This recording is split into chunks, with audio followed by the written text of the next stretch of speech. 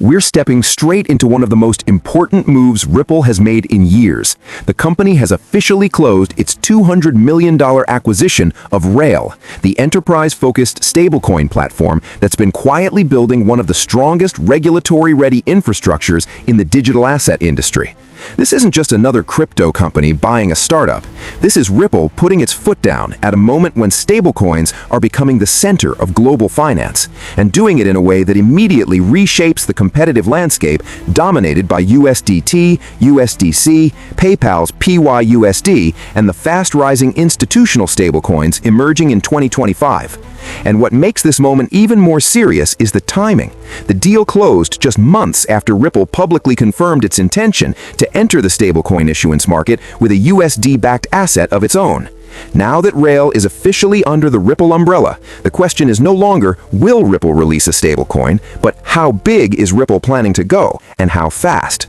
What we're seeing here is the culmination of a path that's been forming since early 2024, when Ripple began signaling that stablecoins were becoming the next frontier in cross-border payments. Ripple already had the XRP ledger, already had enterprise clients, already had strong liquidity corridors, but what it didn't have was a fully independent, compliance-heavy stablecoin platform ready for institutional scale. Rail fills that exact gap. Rail was founded to solve the single hardest part of stablecoin adoption, the regulatory, treasury, and mint burn logic that needs to satisfy enterprise demands, not just retail traders. The company quietly raised capital in 2022 and 2023, built a strong compliance team, and secured key licensing footholds in the US and Europe. When Ripple first announced its intent to buy Rail for $200 million earlier in 2025, analysts already knew this wasn't a cosmetic acquisition. It was Ripple buying the missing piece of its stablecoin infrastructure. And now that the deal is closed, we have to zoom out and ask the real question. Why did Ripple push so hard to make this acquisition happen in 2025? And why is Rail so central to Ripple's next chapter? The strategic reasoning is clearer than ever. Ripple doesn't want to just launch a stablecoin, it wants to own the entire stack, from issuance to treasury to compliance to on-chain settlement. And Rail brings exactly the kind of infrastructure Ripple needs to scale into a top-tier issuer from day one.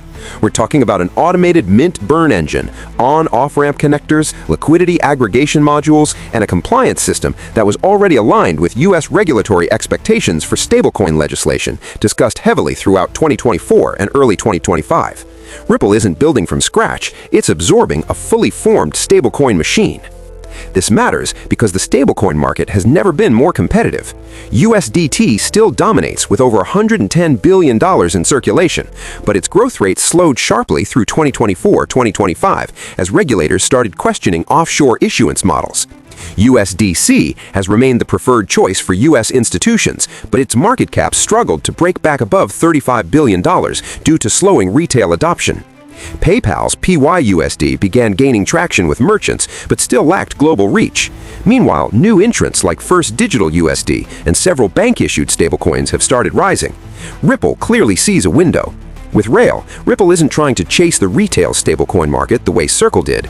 Instead, Ripple is positioning itself squarely in the enterprise and cross-border market, a segment that could explode to hundreds of billions in volume by 2027 as more businesses begin shifting settlement from SWIFT to blockchain-based rails. Now here's where things get really interesting.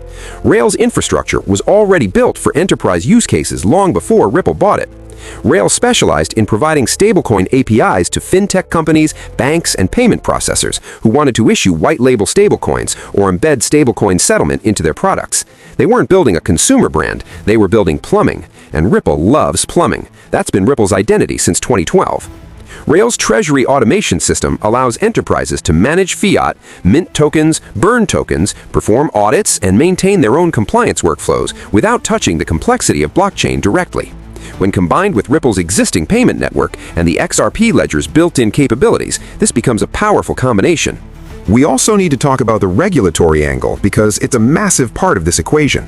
Through 2024, US regulators were locked in a struggle over how to handle stablecoins.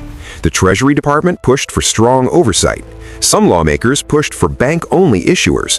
Others argued that fintech companies should be allowed to issue stablecoins with proper supervision.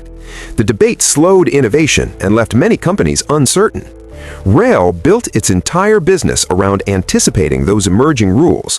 It focused on transparency, backed its assets with insured custody partners, implemented real-time reporting modules, and aligned its operations with the frameworks regulators were drafting. This means Ripple now owns a platform that is already designed for the compliance era of stablecoins rather than the free-for-all era of 2021. And don't forget, Ripple has been fighting its own regulatory battles for years. The SEC lawsuit, which peaked in 2023 and softened after partial rulings, pushed Ripple to operate with extreme compliance sensitivity. Rail gives Ripple the exact legal infrastructure it needs to make sure its stablecoin launch doesn't trigger another war with regulators. This is Ripple choosing to build defensively and aggressively at the same time. Defensively by adopting Rail's compliance frameworks, aggressively by using that same framework to scale globally. Let's break down the technology behind Rail, because this is where the acquisition starts to look almost too perfectly aligned. Rail's infrastructure includes a mint burn engine with built-in audit hooks, fiat treasury controls, automated reconciliation, and a risk monitoring system that flags anomalies in real time. It supports multi-currency issuance, something Ripple has hinted at for years. Imagine USD-backed, EUR-backed, GBP-backed, and even AED-backed stablecoins issued through Ripple's system. Rail built its platform with that flexibility in mind. And when you pair that with Ripple's network, the possibilities multiply. Ripple could integrate Rail's tech into Ripple payments, enabling businesses to settle invoices or payroll instantly using Ripple-issued stablecoins. Banks could issue their own stablecoins through Rail's API, while still relying on Ripple's settlement corridors. The XRP ledger could become the go-to chain for enterprise stablecoin settlement with automated compliance baked in. And because Rail was already experimenting with real-time reporting modules, Ripple could offer regulators unprecedented transparency, something competitors like Tether can't match today.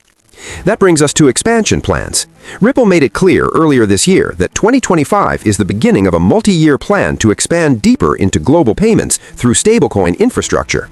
With Rail in its hands, Ripple can now move faster on launching its USD-backed stablecoin, expected to go live in the second half of 2025. From there, Ripple is likely to roll out stablecoins in key global currencies tied to existing payment corridors, for example, corridors between Europe and the Middle East, or between North America and Southeast Asia. By 2026, Ripple could easily be a top 5 stablecoin issuer by volume, especially in enterprise markets. And we're talking about real numbers here. Enterprise blockchain settlement volumes hit $2 trillion in 2025 and are projected to exceed $10 trillion by 2030. Ripple wants a large slice of that. The market's reaction says a lot about investor expectations. When the acquisition was first announced earlier this year, XRP experienced a mild jump, but not a breakout, mostly because the market didn't yet know how serious Ripple was about stablecoins. But now that the deal has officially closed, analysts are already projecting Ripple's stablecoin initiative could expand XRP ledger liquidity by 20 to 30% over the next 12 months. Some analysts argue Ripple is preparing to compete not just with Circle, but with PayPal and even global banks entering the stablecoin race. Others believe Ripple's challenge will be gaining trust outside its existing ecosystem. Investor sentiment is cautiously optimistic, and the optimism grows as more details emerge about Rail's integration. Before we keep going, let's drop in the curiosity section because this deal naturally raises big questions. What happens if Ripple becomes a top 3 stablecoin issuer? Do banks still rely on SWIFT when stablecoins settle in seconds? What if enterprise adoption of Ripple's stablecoins accelerates faster than USDC's did during its early years? Could this acquisition be the move that pushes the XRP ledger into the mainstream financial system? And here's the one that got the most attention online. If Rail's infrastructure is strong enough to handle multi-currency issuance, does Ripple plan to become the first major issuer of interoperable global stablecoins? These are the questions everyone in fintech is watching closely, and each one has the potential to reshape how value moves across borders.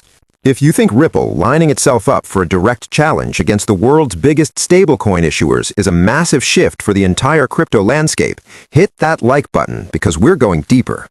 Now let's talk global impact. Ripple has long focused on regions where the traditional financial system is inefficient: Africa, Southeast Asia, Latin America, and parts of the Middle East.